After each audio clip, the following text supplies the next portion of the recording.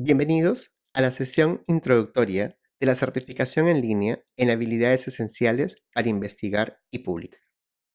Antes de empezar, permíteme hacer un pequeño disclaimer. Los hechos, opiniones y puntos de vista que se expresan en este curso son solamente mías y no necesariamente constituyen una postura oficial del Instituto de Evaluación de Tecnologías en Salud e Investigación IETSI de eSalud. En esta sesión desarrollaremos los siguientes objetivos. Primero, discutiremos un poco por qué es tan importante investigar y publicar. Segundo, discutiremos por qué publicamos tan poco.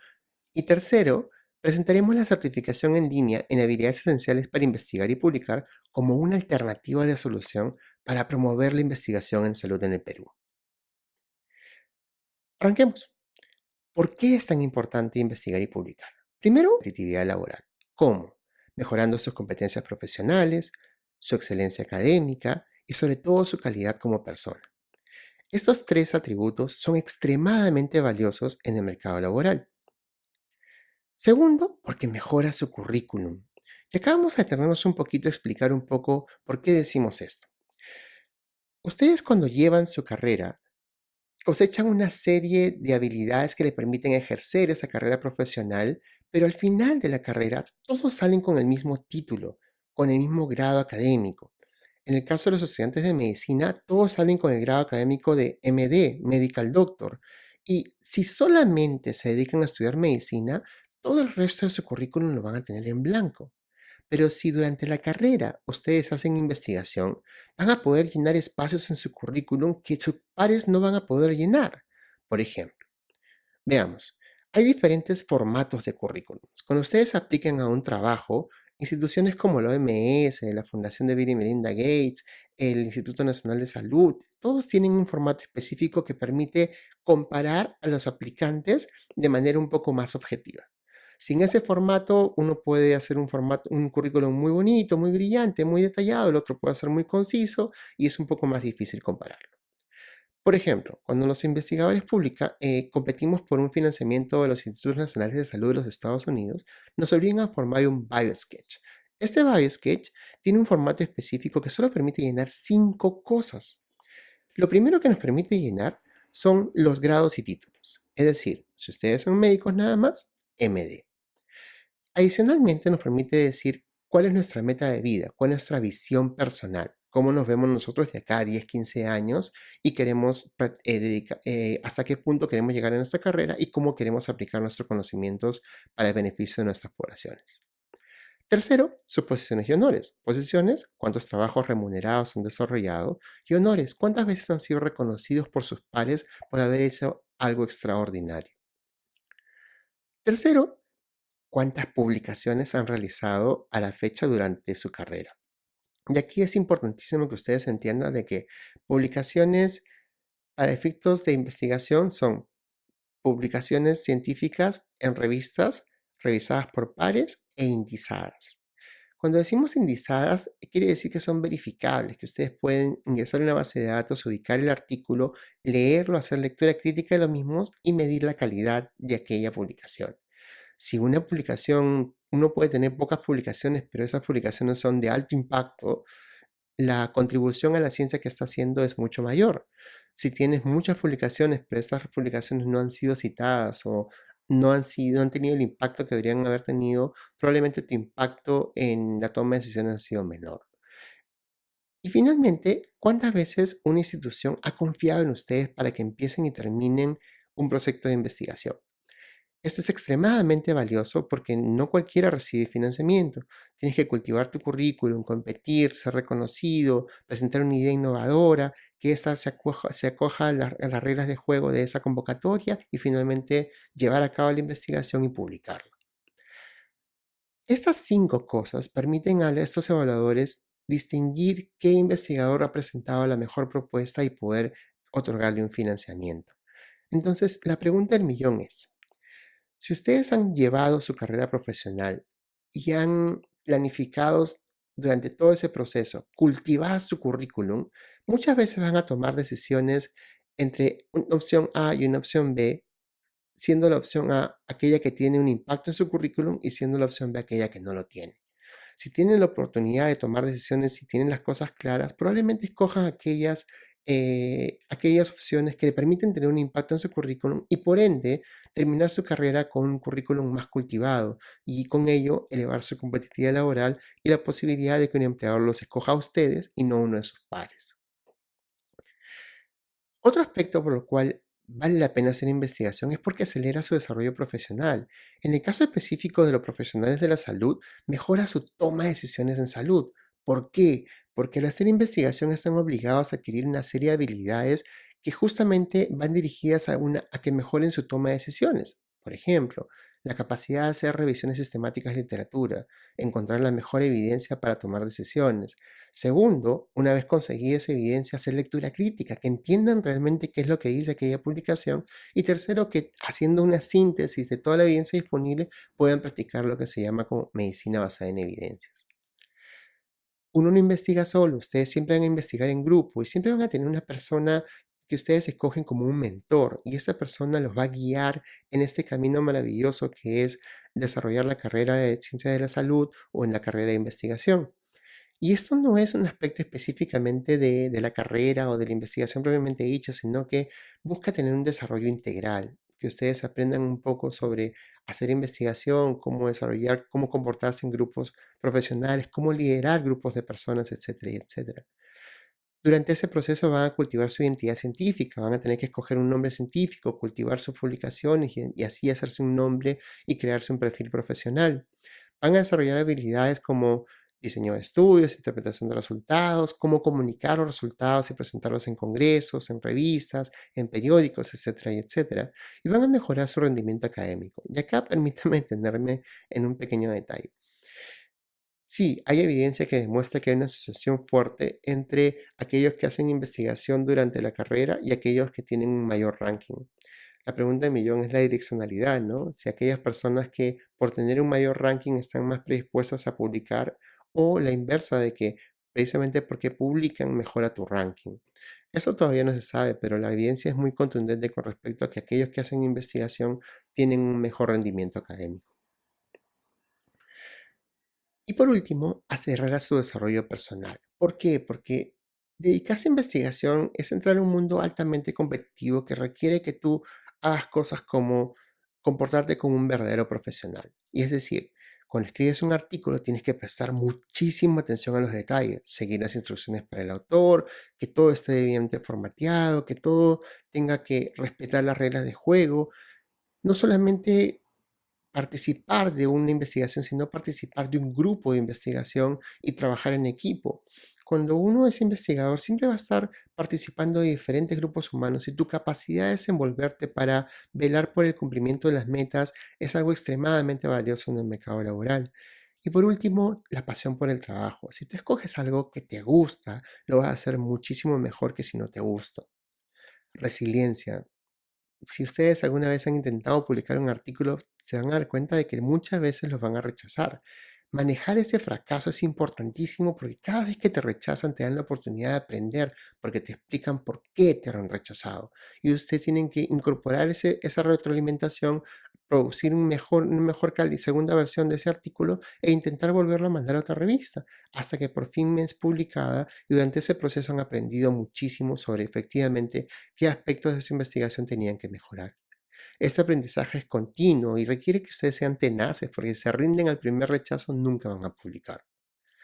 Manejo del tiempo. Parece mentira, pero una de las cosas que ustedes van a tener que afrontar cuando hacen investigación es cumplir con los deadlines.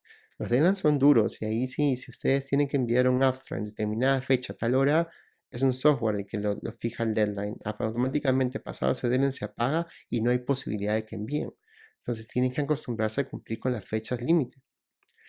Van a mejorar su competitividad porque siempre van a estar circulando en congresos, circulando en revistas y de esa manera permitirse la oportunidad de contactar con personas de diferentes culturas, de diferentes nacionalidades, de diferentes backgrounds y enriquecerse de aquellas experiencias, buscar enfoques distintos y pensar por fuera de la caja.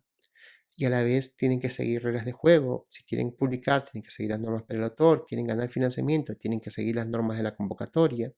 Y finalmente, cuando ya publicaron esa investigación, ahí no termina el proceso, tienen que comunicarla, tienen que aprender a trascender su investigación de la publicación a la toma de decisiones, y eso no es fácil.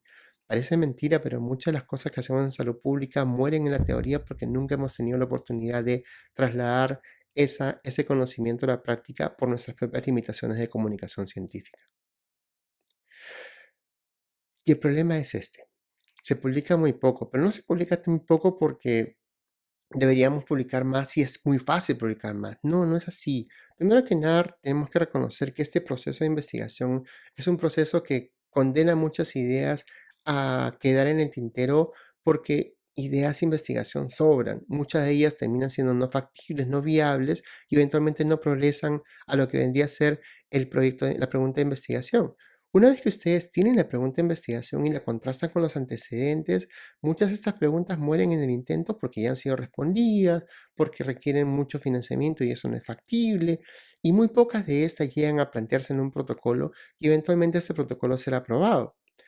Una vez que el protocolo está en ejecución, comienzan a producir datos preliminares, empiezan a publicar esos resultados preliminares en abstracts de congresos y tienen resúmenes publicados. Pero del resumen hasta la publicación hay mucho trecho. De hecho, hay mucha investigación que se ha hecho y estamos haciendo en este momento para medir cuál es la tasa de publicaciones de acuerdo a los congresos, a las especialidades, a las nacionalidades. Y la realidad es que por lo menos la tasa de publicación de resúmenes está entre el 50 y 30%. Entonces, de cada dos abstracts que se presentan en un congreso, solo uno termina siendo publicado. En los mejores congresos, en otros congresos es mucho menos. Entonces, ¿qué hemos planteado? Reconociendo esas limitaciones y explorando e investigando este tema, descubrimos que hay muchas formas de promover la investigación. Pueden ustedes armar cursos, convocar a un grupo de estudiantes, meterlos en un aula y enseñarles de manera magistral charlas, pero es imposible reproducir esto en cada universidad, en cada grupo humano, en cada cohorte de estudiantes que va ingresando todos los años. Podemos hacer talleres, podemos sentarlos en un aula y hacer una poca, no solamente teoría, sino hacer teoría y práctica, o podemos hacer cursos completos, pero la logística detrás de organizar un curso completo es extremadamente cara y es poco reproducible a gran escala. Entonces, buscando alternativas de solución, encontramos e-learning.